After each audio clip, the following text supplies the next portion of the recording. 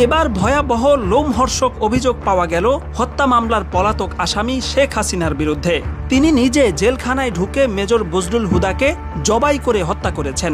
একজন ক্ষমতাসীন প্রধানমন্ত্রী কিভাবে রাতের আধারে জেলখানায় ঢুকে একজন ব্যক্তিকে জবাই করে হত্যা করতে পারে, এটি সবার কাছেই অবিশ্বাস্য ব্যাপার মনে হয়েছিল।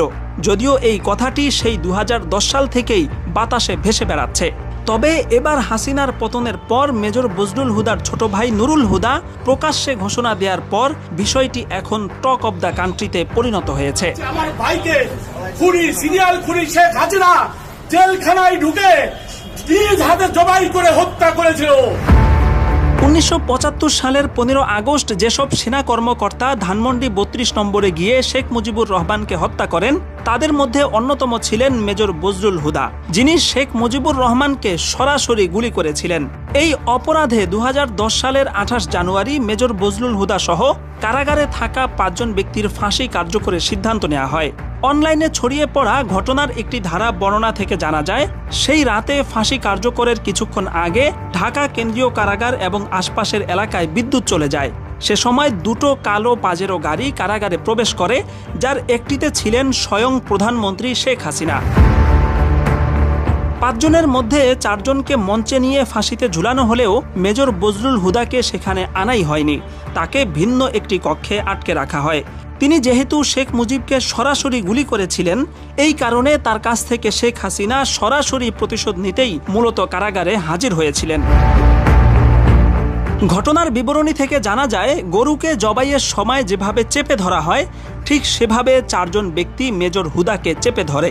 এরপর শেখ হাসিনা তার বুকে পা রেখে জল্লাদকে ছুরি চালানোর আদেশ দেন। জবাইয়ের সময় মেজর বজলুল হুদার গলা থেকে ফিনকি দিয়ে যেই রক্ত ছিটকে বেরিয়েছে, তাতে শেখ হাসিনার পরনের শাড়িও কিছুটা রক্তাক্ত হয়েছিল। হত্যার পর মেজর বজলুল হুদার লাশ দাফনের জন্য নিজ এলাকায় পাঠানো হয়। সে সময় ধারণ করা ভিডিওতে তার গলার নিচে পরিষ্কারভাবে কাটার এবং সেলাইয়ের দাগ দেখা গেছে। সার্জারি বিশেষজ্ঞ বেশ কয়েকজন ডাক্তার ভিডিওটি দেখে মন্তব্য করেছেন, এটা কোনোভাবেই ফাঁসির কিংবা পোস্টমর্টেমের দাগ নয়, বরং এখানে পরিষ্কারভাবে সেলাই করা হয়েছে, সেটা বোঝাই যাচ্ছে।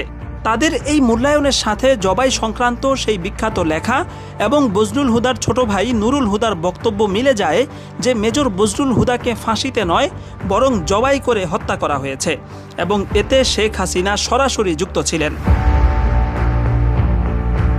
বিশ্লেষকরা বলছেন, বিভিন্ন দিক থেকে উঠে আসা এসব দাবি ও তথ্য প্রমাণ যদি সত্য হয়, তাহলে শেখ হাসিনা ক্ষমার অযোগ্য অপরাধ করেছেন, যা আন্তর্জাতিক আইনেও ভয়াবহ পর্যায়ের মানবতা বিরোধী অপরাধ। এমতাবস্থায় বিভিন্ন মহল থেকে মেজর বজলুল হুদার মৃত্যুর বিষয়ে বিচার বিভাগীয় তদন্ত দাবি করা হচ্ছে এবং তদন্তে সেই ঘটনা সত্য প্রমাণিত হলে শেখ হাসিনাকে দেশে ফিরিয়ে সর্বোচ্চ শাস্তির মুখোমুখি করারও দাবি জানিয়েছেন সামাজিক মাধ্যমের অজস্র মানুষ।